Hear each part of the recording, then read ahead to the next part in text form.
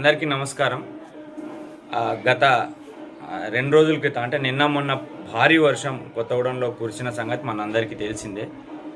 ఆ విద్యుత్ పనులు, తర్వాత శానిటైజర్ ఇలాంటి క్లీన్ అండ్ గ్రీన్ పనులు లాంటివి చేయించడంలో అధికారులు నిమగ్నమై ఉన్నారు. చేయించండి అని డిమాండ్ చేసేవారు ఉన్నారు. డిమాండ్ చేసి ప్రజాప్రతినిధులు ఎందుకు స్పందించట్లేదని అడిగే వాళ్ళం ఉన్నాము. ఇట్లా ఇది నిత్యం జరిగే ప్రక్రియ.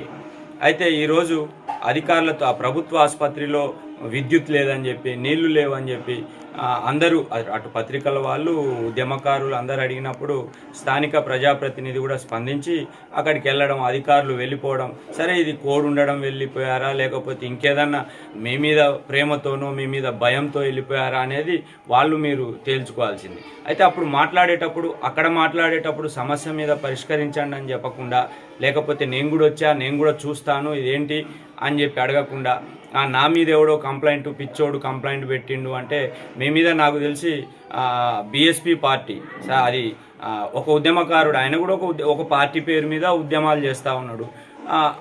అనేక నియోజకవర్గంలో అనేక సమస్యల మీద ప్రశ్నిస్తూ ఉన్నాడు.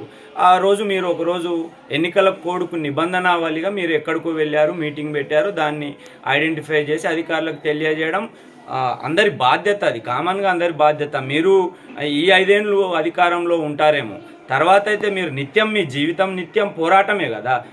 మీరే ఈ కొత్తగూడెంలో అనేక సమస్యలు పరిష్కరించారని చెప్తా ఉంటారు వేదికల మీద.